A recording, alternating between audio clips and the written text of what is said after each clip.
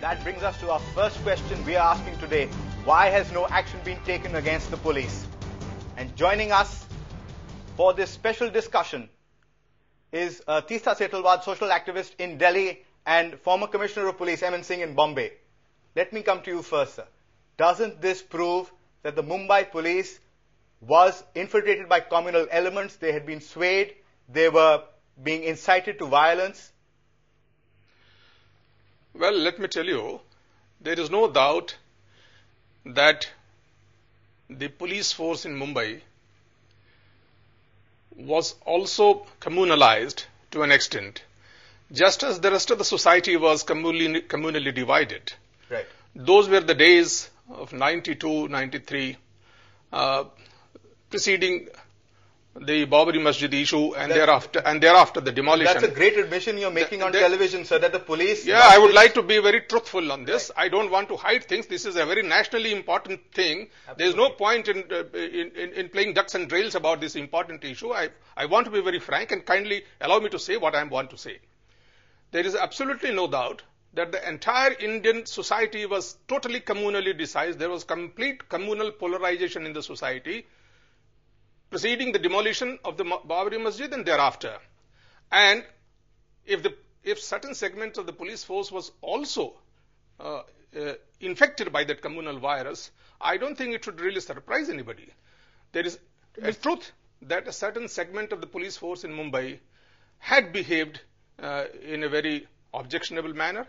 But these were a very small number of people who were, these were just few police constables and at the very lower level who somehow were able to get hold of some wireless sets and were sending such indecent, abusive messages to their colleagues. But it doesn't mean that the entire police force of Mumbai was communalized or that the entire police force was behaving in a very partisan or biased manner. Okay, I don't think that will be a very... Mr. M.N. Singh, you're saying it's a very small group which was communalized. Teesta Setalvad, you had brought these police wireless messages before the Sri Krishna Commission. Mr. M.N. Singh saying, yes, society was communalized, a section of the police was communalized, don't target the entire police force. Your response to that? It's a bare reading of the Sri Krishna Commission report, and for all of us who were reporting Bombay at the time, the action of the police from the top to the bottom was complicit, if not explicit, in not preventing the violence. Mahartis were allowed. So my thing is that a small section was responsible for the filthy language of the wireless messages, but communal behavior was evident in a large section of police behavior. And what is the remedy? Should the policemen be punished or not? Respond very quickly to that, Mr. M.N. Singh. The fact was that Teesta Setalvad said that top officers also have to take responsibility. You can't shy away with those responsibilities. Those wireless messages have been put out on TV for the first time. They're showing the nature of the communal kind of rhetoric that was going on in Mumbai in those days. The top police force didn't do enough to check the violence.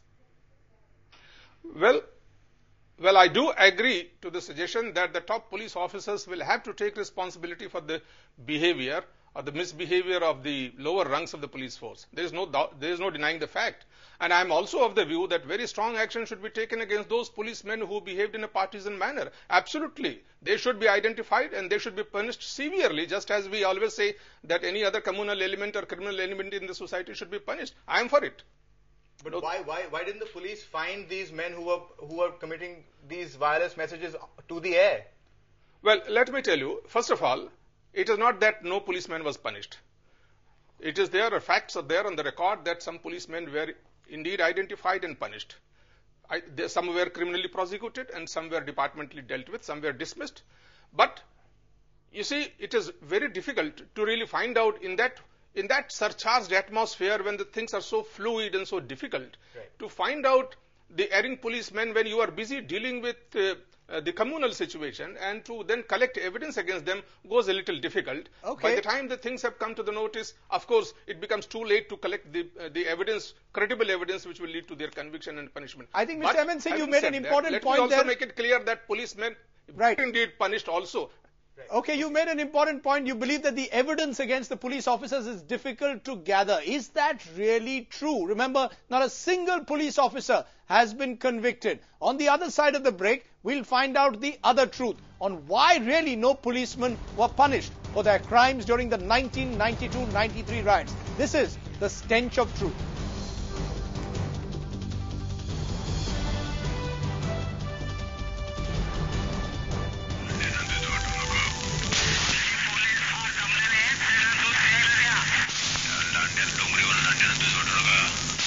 Mia la casa do Arta Challenge.